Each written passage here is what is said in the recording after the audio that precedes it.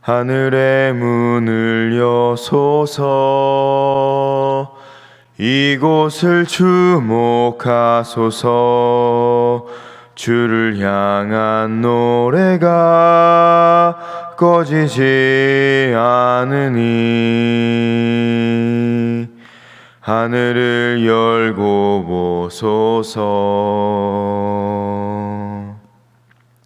이곳에 임재하소서. 주님을 기다립니다. 기도의 향기가 하늘에 닿으니 주여 임재하여 주소서. 이곳에 오셔서 이곳에 앉으소서. 이곳에서 드리는 예배를 받으소서.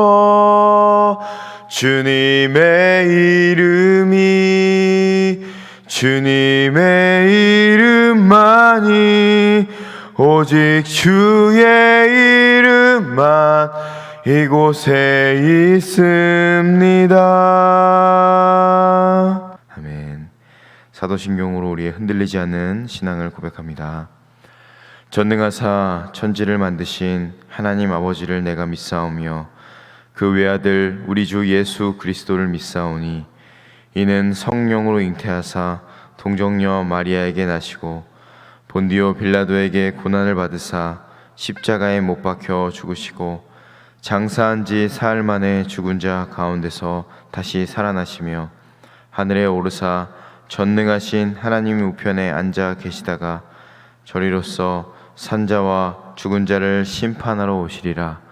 성령을 믿사오며 거룩한 공회와 성도가 서로 교통하는 것과 죄를 사하여 주시는 것과 몸이 다시 사는 것과 영원히 사는 것을 믿사옵나이다. 아멘. 앉으셔서 찬송가 91장 찬양하겠습니다. 슬픈 마음 있는 사람.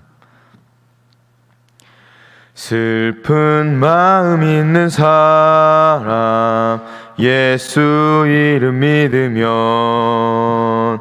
영원토록 변함없는 기쁜 마음 얻으리.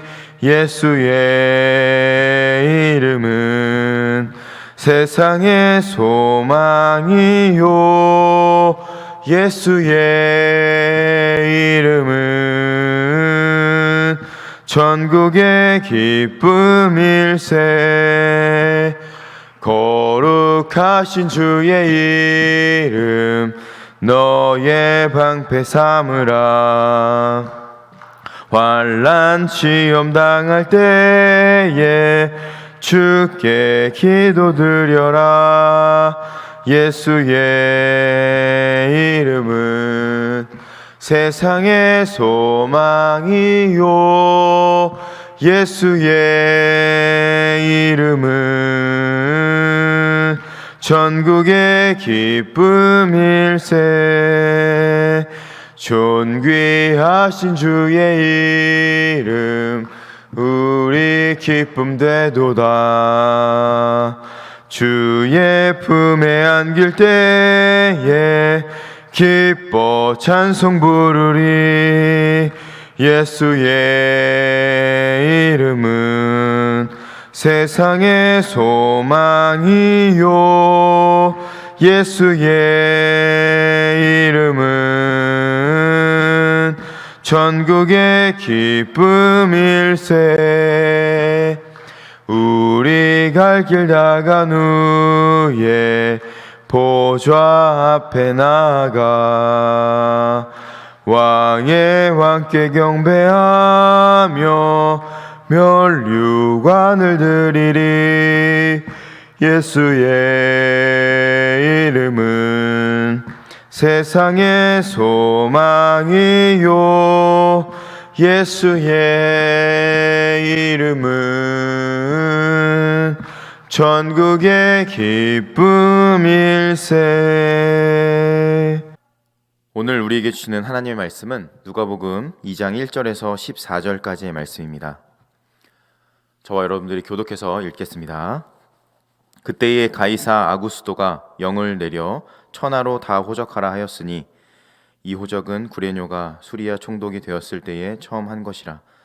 모든 사람이 호적하러 각각 고향으로 돌아가매 요셉도 다윗의 집 족속이므로 갈릴리 나사렛 동네에서 유대를 향하여 베들레헴이라 하는 다윗의 동네로 그 약혼한 마리아와 함께 호적하러 올라가니 마리아가 이미 잉태하였더라. 거기 있을 그때에 해산할 날이 차서 첫 아들을 낳아 강보로 싸서 구유에 누였으니 이는 여관에 있을 곳이 없음이러라. 그 지역의 목자들이 밤에 밖에서 자기 양떼를 지키더니 주의 사자가 곁에 서고 주의 영광이 그들을 두루 비추매 크게 무서워하는지라. 천사가 이르되 무서워하지 말라. 보라, 내가 온 백성에게 미칠 큰 기쁨의 좋은 소식을 너희에게 전하노라. 오늘 다윗의 동네에 너희를 위하여 구주가 나셨으니 곧 그리스도 주시니라. 너희가 가서 강보에 쌓여 구유에 뉘어 있는 아기를 보리니 이것이 너희에게 표적이니라 하더니 호련히 수많은 천군이 그 천사들과 함께 하나님을 찬송하여 이르되 함께요 지극히 높은 곳에서는 하나님께 영광이요 땅에서는 하나님이 기뻐하신 사람들 중에 평화로다 하니라. 아멘. 기도하겠습니다. 사랑하는 주님, 은혜를 감사합니다. 오늘도 이 새벽 주님께서 우리에게 귀한 호흡과 생명을 주시고 하나님의 은혜 앞에, 하나님의 얼굴 앞에, 임재 앞에 나올 수 있도록 은혜 주심에 감사합니다. 하나님께서 주신 이 귀한 생명, 주님께서 주신 것이기에 마땅히 당신께 드리는 마음으로 엎드린 하나님의 귀한 성도님들 한 분 한 분의 심령 위에 주의 영으로 충만하게 임하시고 말씀으로 임하셔서 이 땅 위에 오신 예수님의 그 사랑과 은혜를 이 새벽부터 경험하고 누릴 수 있는 은혜를 허락하여 주시옵소서. 부족한 자가 말씀을 들고 하나님 앞에 섰습니다. 인간의 연약함은 십자가 뒤로 감추시고 하나님의 전능하신 말씀만 선포되는 귀한 시간 될 수 있도록 역사하여 주시옵소서. 예수님의 이름으로 기도드리옵나이다. 아멘. 사람들은 누구나 다 기쁨을 원합니다. 평생에 원하는 것 중에 하나는 기쁨입니다. 돈을 벌고 일을 하지만 사실은 돈을 버는 그것이 목적이 아니라 궁극적으로 우리는 행복한 삶을 위해서 인생을 살아갑니다. 일을 해도 그 자체가 목적인 사람은 없고 일을 통해서 돈을 벌고 돈을 통해서 행복을 얻고 싶고자 그 일을 하고 어떤 행복을 추구하고 있습니다. 그런데 사실 우리가 사용하고 있는 행복과 기쁨이라는 단어는 본질적으로 다릅니다. 행복이라 함은 영어로 해피라고 하는데 영어의 해픈에서 파생된 단어입니다. 그러니까 무언가 발생한 것을 통해서 나에게 주어지는 그 행복, 그것이 해피입니다. 반대로 기쁨이라 함은 joy라고 합니다. 영어로 joy는 내면에서 발생되는 어떠한 감정입니다. 그러므로 성경에서 말씀하시는 기쁨은 밖에서 주어지는 어떤 해피와는 다른 내 내면에서 시작되는 joy와 더 일치됩니다. 그러므로 세상에서 추구하는 행복의 내면을 들여다보면 사실 그 내면에는 진정한 기쁨이 아니라 밖에서부터 주어지는 행복이 대부분입니다. 돈을 많이 벌고 무언가 갖고 싶은 것을 갖고 이루고 싶은 성과를 이루더라도 그것은 겉에서 주어지는 행복을 줄 수는 있을지는 몰라도 내면에서부터 기쁨을 우리에게 주지는 못합니다. 왜냐하면 기쁨은 내면에서부터 누군가와 함께하는 것을 통해서 주어지는 것이기 때문입니다. 그러므로 기쁨은 내가 구한다고 주어지는 것이 아니라 사람들은 기쁨도 돈으로 살 수 있다고 착각하는데 기쁨은 우리에게 그런 기쁨은 거짓 기쁨을 줄 뿐입니다. 기쁨은 여기서 시작된다라는 책을 쓴 짐 와일더 목사님은 기쁨의 대용품으로 무엇을 이야기하냐면 성적인 것, 음식, 일, 인정받는 것, 도박, 게임, 술, 마약 같은 것들을 통해서 거짓 기쁨을 추구하지만 그것은 유효기간이 길지 않고 결국에는 내 마음이 내면이 더 텅 빈 상태가 된다고 합니다. 금방 시들해진다는 겁니다. 잠시 기쁘고 고통은 깁니다. 거짓 기쁨이기 때문입니다. 하지만 진품 기쁨은 진짜 기쁨은 오직 내면으로부터 하나님으로부터만 주어집니다. 그리고 동시에 진실된 공동체 안에서 관계를 통해서 기쁨이 임하는 겁니다. 내가 추구해서 기쁨이 임하는 것이 아니라 하나님을 통해서 내 내면에서부터 그 기쁨이 임하는 겁니다. 예수님을 통해서 임하는 것이기 때문에 오랫동안 지속될 수가 있습니다. 그러므로 좋은 교회는, 그리고 좋은 하나님의 사람은 기쁨이 넘칩니다. 많은 일을 하고 사역을 하고 아무리 열심히 해도 끊이지 않는 하나님의 기쁨이 내 안에 충만합니다. 외부로부터 주어지는 거짓 기쁨을 추구한다면 내가 쉽게 지치고 쉽게 힘들 겁니다. 결국 지쳐서 포기하게 될 것입니다. 반대로 하늘에부터 임하는 그 하나님의 기쁨을 누리는 사람은 영원히 기쁩니다. 그리고 누구도 그 영원한 기쁨을 빼앗아갈 수 없습니다. 오늘 본문 말씀에 천사가 알려준 기쁜 소식은 이렇습니다. 오늘 본문의 10절 말씀을 우리 한 목소리로 읽도록 하겠습니다. 10절 말씀 시작. 천사가 이르되 무서워하지 말라. 보라, 내가 온 백성에게 미칠 큰 기쁨의 좋은 소식을 너희에게 전하노라. 아멘. 복음은 기쁜 소식, 굿 뉴스입니다. 아무런 소망이 없이 지옥의 한복판에 떨어져 마땅했던 우리가 주님께서 찾아오셔서 우리를 그 지옥에서 건져내신 사건이 바로 복음, 복된 소식입니다. 저주받아 마땅한 죄인에게 아무런 이유가 없습니다. 우리가 잘해서 잘나서 아닙니다. 구원해 주신 하나님의 은혜 때문에 우리를 거기서 건져내신 사건, 그것이 주님의 기쁜 소식입니다. 그 주님이 저와 여러분들에게 유일한 기쁜 소식인 줄로 믿습니다. 그 주님이 사라진 크리스마스가 이제 어제였는데, 그런 크리스마스는 아무런 의미가 없습니다. 주님의 기쁜 소식이신 예수님이 없는 그 크리스마스는 아무런 의미가 없는 겁니다. 그 주님이 사라진 크리스마스가 내 안에 주님이 없이 단순히 내가 추구하는 어떤 것, 아니면 내가 좋아하는 어떤 사람과 함께 한다고 그 크리스마스가 의미 있는 것이 아닙니다. 그 주님이 나를 위해서 이 땅에 오심으로 기뻐하고 있는지, 아니면 나에게 주어진 선물이나 나와 함께한 어떤 사람 때문에 기뻐하고 있는 건 아닌지 돌아보시기 바랍니다. 오늘 본문 말씀의 배경 1절과 2절 말씀으로 한 목소리를 읽어보겠습니다. 시작. 그때에 가이사 아구스도가 영을 내려 천하로 다 허적하라 하였으니 이 호적은 구레뇨가 수리아 총독이 되었을 때에 처음 한 것이라. 아멘.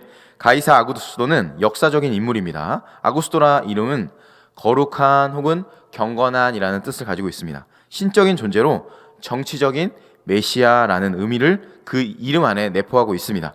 예수님께서, 그러니까 기쁜 소식이 전해진 그 시기는 정치적으로 이스라엘 나라가 로마의 속국으로 지금 식민지 생활을 하고 있었고, 경제적으로, 정치적으로, 여러 가지 상황적으로 절망적인 상황이었습니다. 역사가인 폴 존슨에 의하면 예수가 탄생한 세계는 가혹하고 잔인하고 폭력적이고 불안정한 세계였다라고 표현하고 있습니다. 당시 로마는 지중해 연안을 전체를 다 장악하고 있었습니다. 지중해로부터 내륙으로 밀고 들어와서 이탈리아, 스페인, 그리고 그리스와 이집트, 터키까지 엄청난 땅을 점령하고 있었던 그 로마. 그 결과 5천만에서 6천만 명의 사람들이 로마의 지배하에 있게 되었습니다. 로마의 지배는 무력, 그러니까 팍스 로마나라고 해서 엄청난 힘을 가지고 독재자의 폭정, 타락한 귀족 정치로 인해 경제적인 그 압제가 극에 달했던 상황이었습니다. 반대로 이렇게 화려하고 엄청난 큰 로마, 팍스 로마나 왕권에 비해서 하나님의 아들 예수 그리스도, 어린 아기의 모습으로 말구유 강보에 쌓여 있는 그 메시아 예수는 너무나 초라하게 보입니다. 세상의 시각으로 보면 가이사 아구스도와 같이 대단한 인물이 메시아로 이 땅에 오셔야 하는데, 실제로는 그 주인공인 예수님은 그 세상과 비교했을 때 너무나 초라합니다. 성경은 로마의 황제가 가진 권세나 화려한 왕권에 초점을 두려는 의도가 없습니다. 반대로 그런 것들은 반대로 예수 그리스도의 탄생을 알리기 위한 도구로 오히려 이 세상의 화려함을 사용하십니다. 하나님은 최적의 시간과 최적의 장소에 주인공인 예수 그리스도를 보내십니다. 4절 말씀 한 목소리로 읽어보겠습니다. 시작. 요셉도 다윗의 집 족속이므로 갈릴리 나사렛 동네에서 유대를 향하여 베들레헴이라 하는 다윗의 동네로. 베들레헴에 그냥 내려가는 것이 아닙니다.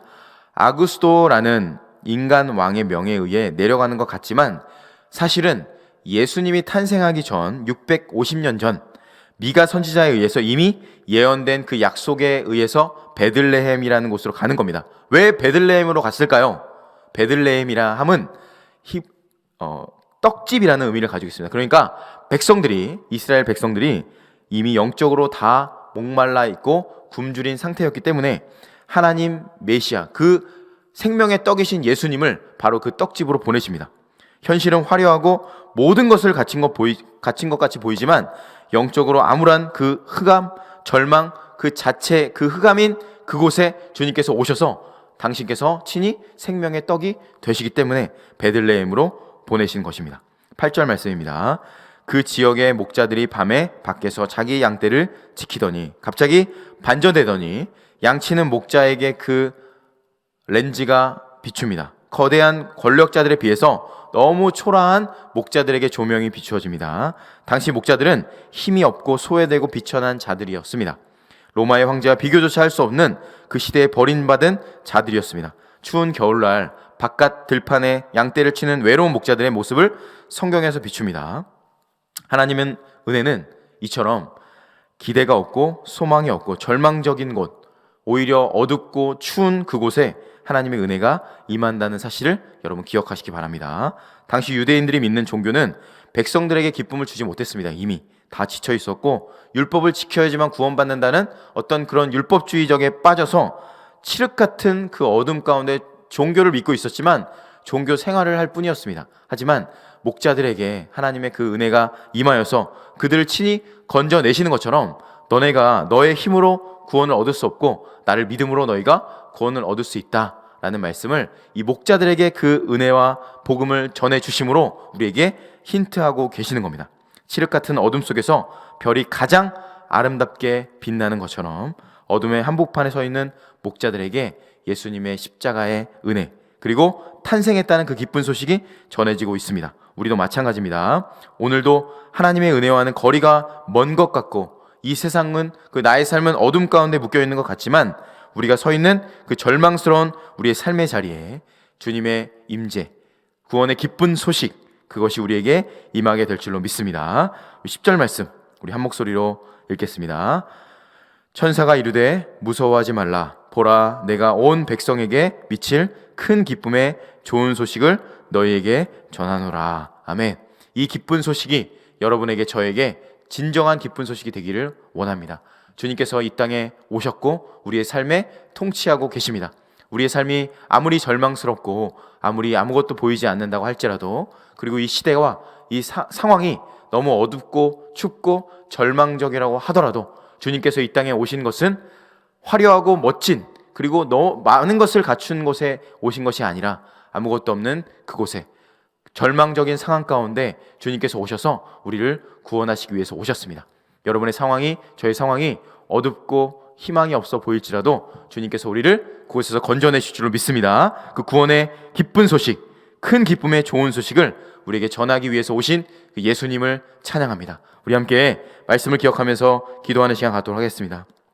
예수님 이 땅에 오심을 기억하시고 주님 날마다 1년 365일 예수님의 십자가 사랑 그리고 이 땅에 오신 그 크리스마스를 우리가 기억하며 주님과 함께 동행할 수 있는 우리의 삶이 될 수 있도록 도와달라고 기도해 주시고 말씀 기억하면서 우리 가정을 위해서 또 우리 교회를 위해서 기도해 주시고 코로나19로 인해서 지쳐있고 상한 영혼들을 위해서 기도해 주시고 우리 교회와 우리 지역사회와 여러분이 있는 모든 주변에 있는 사람들을 위해서 우리 함께 주여 한번 외치고 두 손 높이 들고 기도하는 시간 갖겠습니다. 주여 전능하신 하나님 은혜를 감사합니다. 우리 가운데 임재하신 주님을 찬양합니다. 우리 가운데 오신 주님을 찬양하며 성단의 참된 의미를 기억하며 언제나 어떤 곳에 있든지 간에 주님을 예배하며 주님을 사랑하며 주의 은혜 가운데 살아갈 수 있는 우리 삶이 될 수 있도록 도와주시고